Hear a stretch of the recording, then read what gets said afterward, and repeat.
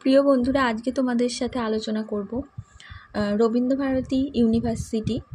মূলত ডিস্টেন্সে যারা এমএ করছো তারা যে কোনো সেমিস্টারের স্টুডেন্টই হও না কেন, first sem, second sem, third sem, fourth sem, first সেমের জন্যই এটা একটা কঠিন বিষয় যে তোমাদের তো প্রজেক্টের ফ্রন্ট পেজ ইউনিভার্সিটির ওয়েবসাইটে দেওয়া থাকে, সেখান থেকে তোমাদের প্রিন্ট আউট করে সেটা ফিল আপ করতে হয়।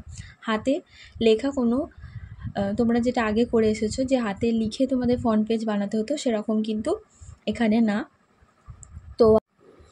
তো আজকে তোমাদের সাথে আলোচনা করব যে এই ফ্রন্ট পেজটা কিভাবে ফিল আপ করতে হয় বা কি এখানে তোমরা লিখবে, কোনগুলো স্যার ম্যাম লিখবেন, এগুলোই দেখো। প্রথমে তোমাদের দেখো লেখা রয়েছে Rabindra Bharati university centre for distance and online education. এটা তোমাদের ডিস্টেন্সের জন্য কিন্তু, ঠিক আছে, রেগুলারদের জন্য না। প্রথমেই দেখো আছে রোল নাম্বার। তো এখানে তোমাদের নিজস্ব রোল নাম্বারটা লিখে নিতে হবে, যেটা তোমরা আইডি কার্ড পেয়েছিলে তোমাদের, সেখানেই সমস্ত এখানের ইন্ট্রাকশান দেওয়া আছে। তোমাদের রোল নাম্বার কিন্তু ওই আইডি কার্ডেই তোমরা পেয়ে যাবে।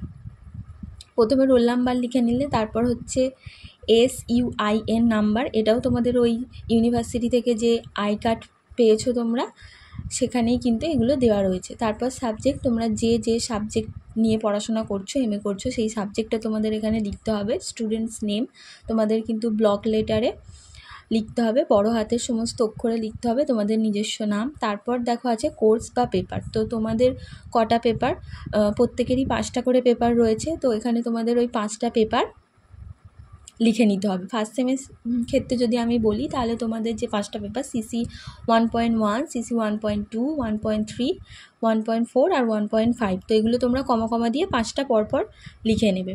আর এখানে আর কিছু তোমাদের করতে হবে না। আর একটা জিনিস তোমাদের এখানে লিখতে হবে, স্টাডি সেন্টার কোড নাম্বার।